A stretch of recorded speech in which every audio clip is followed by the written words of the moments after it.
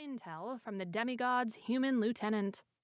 It would aid the Suns in their next action plan toward completing their seemingly impossible covert mission. No one said a word. They didn't have to.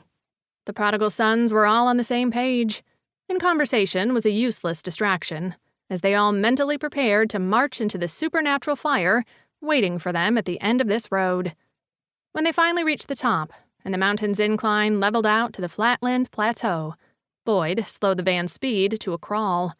It gave his operators more opportunity to survey the surrounding landscape, although it made the Suns a much more visible and easier-to-hit target.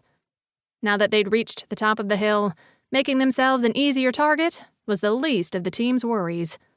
Emily recognized this part of the villa complex, the area enclosed by the second of 3 perimeter walls, this one of medium height, was coming up along the road in front of them. Since she was the only operator to come up here during her recon in superspeed, no more than half an hour before, she had to break the silence to provide direction for the team. "We'll come to another wall up ahead pretty soon." She pointed straight ahead through the windshield. "It's not that high, maybe 5 feet, and it has an opening large enough for the van to pass through. We won't have to worry about stopping at other gates either." "Well, isn't that cause for a fucking celebration?" Stryker murmured from a seat behind her. Emily ignored him and kept pointing. "Once we make it past the second wall, we'll pass the buildings for maintenance equipment and storage. Those are empty. The rest of the space is a bunch of gardens, orchards, and landscaping until we get to the third wall. Whoever this guy is, he has a ton of dudes on his payroll to keep the place looking nice." "Yeah, and it'd be real nice to know how many zombie assholes he has working on the property," Robbins added. "Like, exactly. Unless they're all gardeners and landscape dudes." Gonzalez interjected.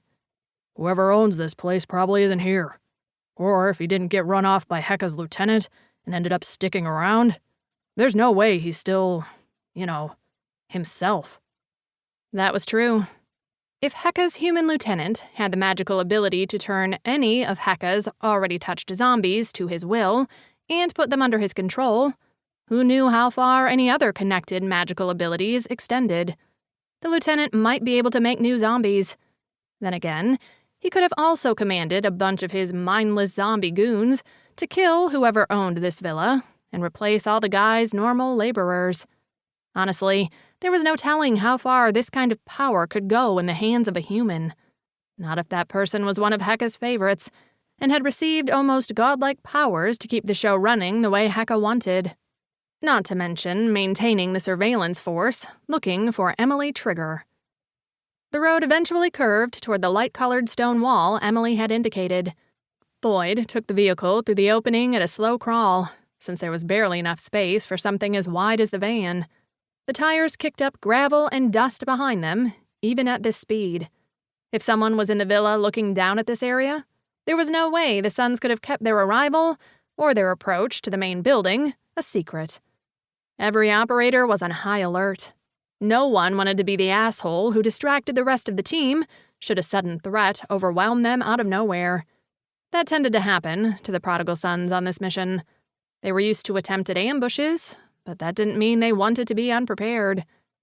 Boyd didn't speed up once they passed the wall.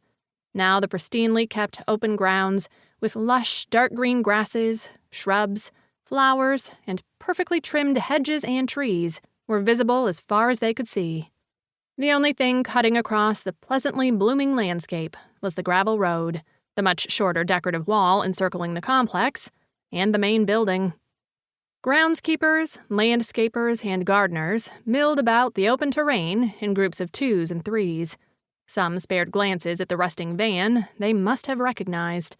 Most kept their heads down and focused on their work of snipping, trimming, weed whacking, pulling out roots, tossing natural plant waste into giant piles, or stuffing it into trash bags.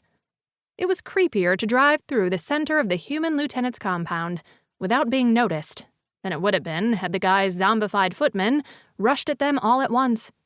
Not that Emily and her team wanted to deal with the entire force, but being ignored had become a rarity over the last few weeks. Now it felt like the other shoe was about to drop. They had no idea when. "All right, Trigger,"